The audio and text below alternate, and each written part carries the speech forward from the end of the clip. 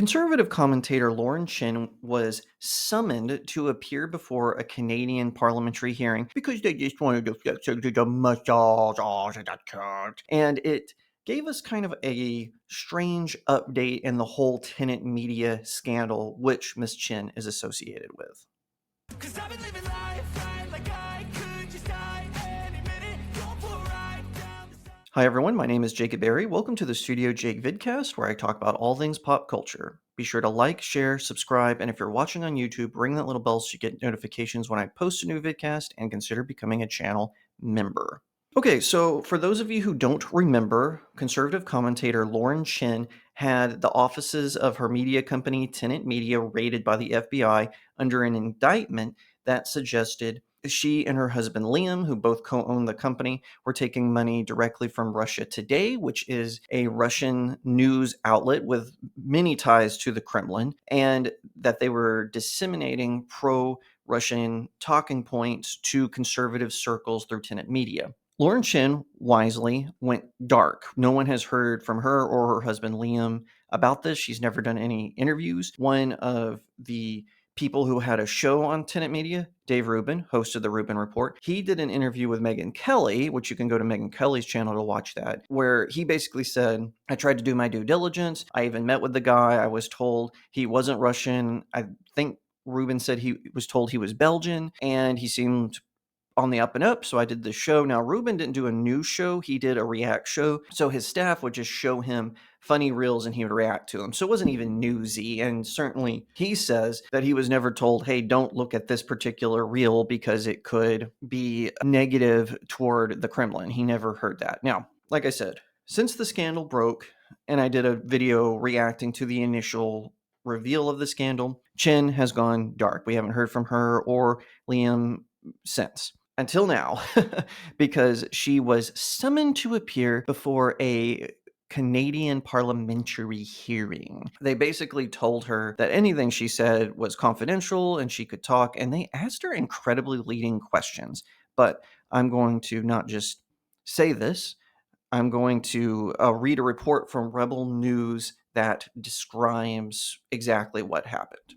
Conservative commentator Lauren Chen held in contempt of Parliament after being accused of spreading Russia propaganda. The Canadian political commentator has been accused by U.S. authorities of participating in a $10 million Russian propaganda scheme through a company she co-founded called Tenant Media. Appearing before the House of Commons Public Safety and National Security Committee today, Lauren Chen refused to answer questions based on advice from her lawyers. Chen is at the heart of an investigation by U.S. authorities which alleges her company Tenant Media essentially acted on behalf of the Kremlin by disseminating pro-Russian content.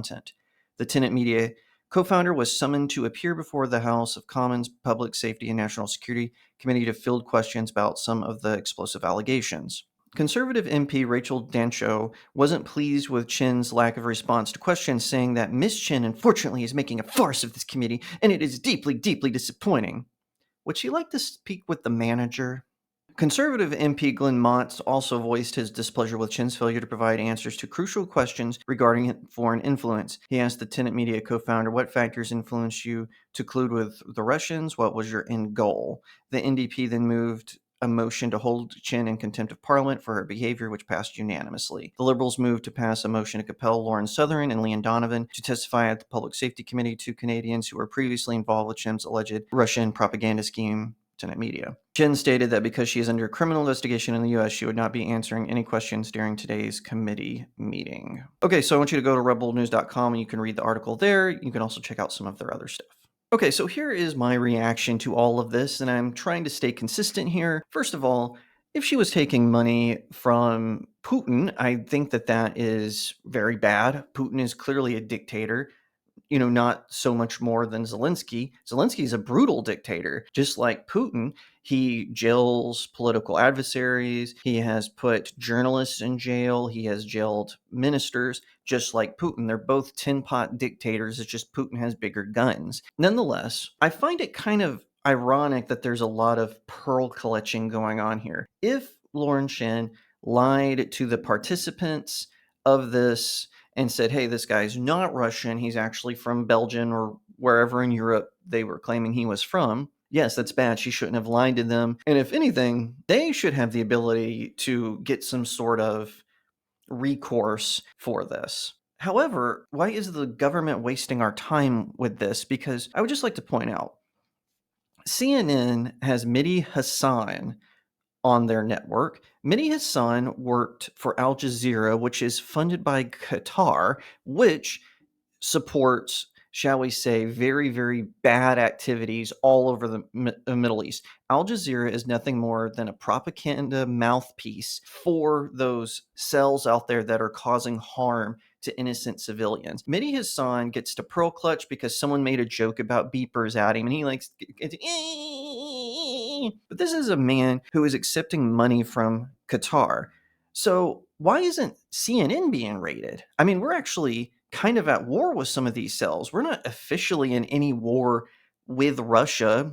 Yes, I know we're kind of in a proxy war because we're sending funding to dictator Zelensky. And I get that RT got banned because of the whole situation in Europe, but still, that's kind of weird, don't you think? Why pick on tenant media when there are so many other clear targets out there? And I would just also like to point out that these are allegations, they're not proof.